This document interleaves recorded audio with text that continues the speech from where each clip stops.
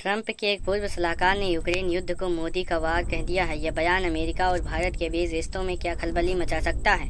और सबसे बड़ा सवाल, भारत रूस से तेल खरीदना क्यों नहीं रोकता?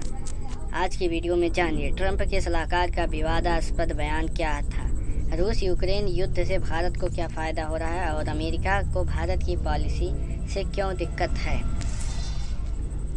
डोनाल्ड ट्रंप के राष्ट्रीय सुरक्षा सलाहकार रहे लेफ्टिनेंट जनरल कीथ केलीग ने हाल ही में एक इंटरव्यू में कहा, यूक्रेन की जंग अब अमेरिका की नहीं, ये मोदी की वार बन चुकी है।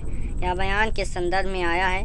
केलीग का तर्क था कि अमेरिका को अब और हथियार या पैसे यूक्रेन को नहीं देने चाहिए और अगर भारत रूस के साथ अपने रिश्ते नहीं बदलता, खासकर तेल और व्यापार के मामले में, तो फिर अमेरिका को क्यों पड़े और किसी और की लड़ाई में शामिल होने की।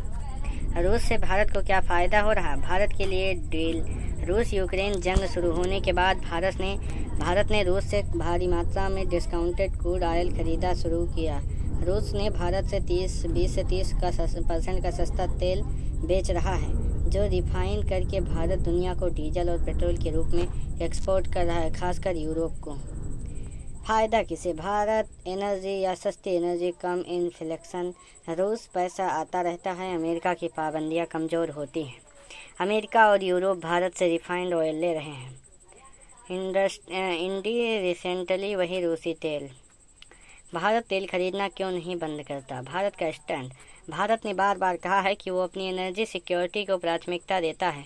विदेश मंत्री एस जयशंकर का बयान याद कीजिए, यूरोप को अपना हित दिखता है तो हमें भी दिखता है।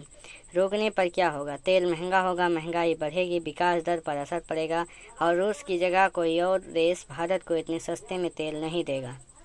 अमेरिका की नाराज़गी आगे क्या है? अमेरिका का दोहरा रवैया। अमेरिका खुद भी रूस से यूरेनियम खरीद रहा है और यूरोप भारत से रिफाइंड ऑयल लेता है।